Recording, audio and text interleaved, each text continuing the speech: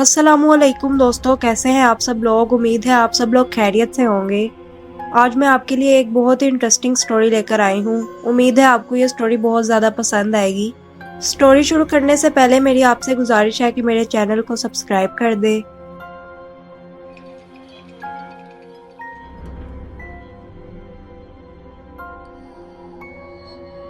आज की कहानी हमारे साथ सुभान शेयर कर रहे हैं।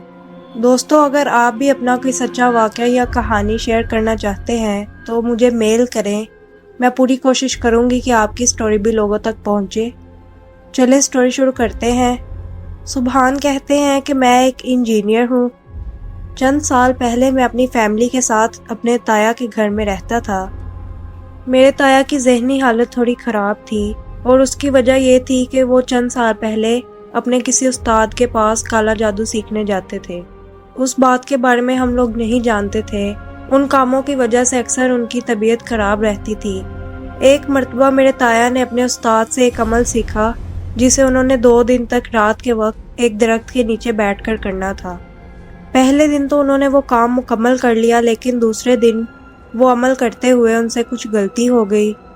जिस जगह वो बैठकर अमल कर रहे थे वहाँ कुछ जिन्नात बिल्लियों की शक्ल में आए और उन पर हमला कर दिया। मेरे ताया शदीद ज़ख्मी हो गए थे। उन्हें 2 दिन तक बिल्कुल भी होश नहीं आया, लेकिन उन्हें शदीद झटके लगते रहे। उसके बाद से उनकी ज़हनी हालत बिगड़ गई। एक दिन मैं ऊपर कोई चीज़ लेने गया तो मेरे ताया बिस्तर पर लेटे थे। मुझे किताबें पढ़ने का बहुत ज़्यादा शौक़ था, तो मैं उन किताबों को देखने लगा। उनमें से मैंने एक किताब उठाई जिसका मौजू था जिन्नात से मुलाकात। अब मैं इन सब बातों पर यकीन तो नहीं रखता था, लेकिन फिर भी मैंने उस किताब को पढ़ने का फ़ैसला किया। मैं उस किताब को सब घर वालों से छुपा कर अपने कमरे में ले गया। मैंने अम्मी से कहा कि मैं कुछ देर सोना चाहता हूँ, इसलिए मुझे कोई भी तंग ना करे। फिर मैंने अपना कमरा लॉक किया और वो किताब पढ़नी शुरू कर दी। उस पर कुछ मंत्र लिखे हुए थे जिनकी मुझे कुछ समझ नहीं आ रही थी। फिर मैंने उनकी तफसील पढ़नी शुरू कर दी। एक मंत्र की तफसील थी कि अगर इसे 2 दिन दोपहर के वक्त में पढ़ा जाए तो जिन हाजिर हो जाएगा। मैंने वो किताब बंद करके रख दी और अपने काम करने लगा। अगले दिन दोपहर में मैंने वो मंत्र पढ़ने का फ़ैसला किया। अब मैंने वो किताब खोली और वो मंत्र पढ़ने लगा। वो पढ़ते पढ़ते मुझे खौफ आने लगा और साथ ही नींद आ गई। अभी मैंने वो मंत्र एक ही मर्तबा पढ़ा था। फिर मैंने वो किताब बंद कर दी और मैं सो गया। मुझे ख्वाब में अजीबोगरीब लोग नज़र आए जो बहुत ज़्यादा डरावने थे और उस जगह पर आग जल रही थी। वो सभी लोग आग के इर्द गिर्द जमा थे।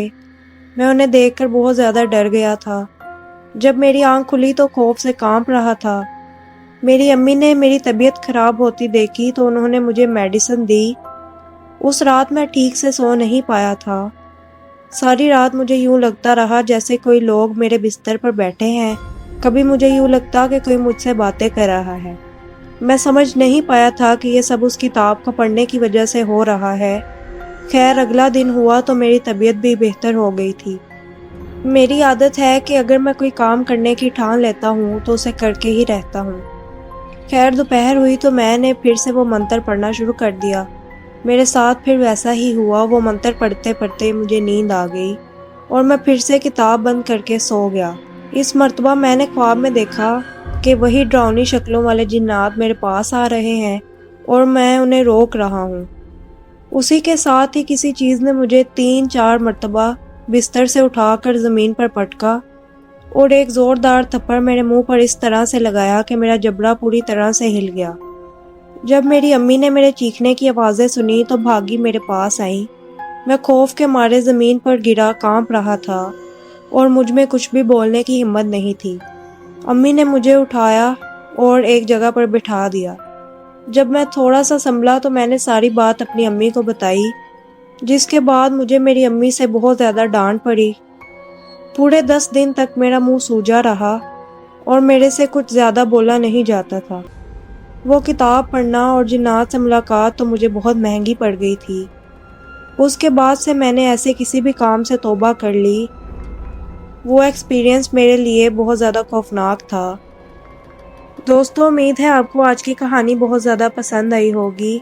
اس طرح کی مزید انٹرسٹنگ اور ہارر سٹوری سننے کے لیے میرے چینل کو سبسکرائب کر دیں اور مجھے اپنی دعاؤں میں یاد رکھیے گا۔ میں آپ سے نیکسٹ ہارر سٹوری کے ساتھ ملوں گی، تب تک کے لیے اللہ حافظ۔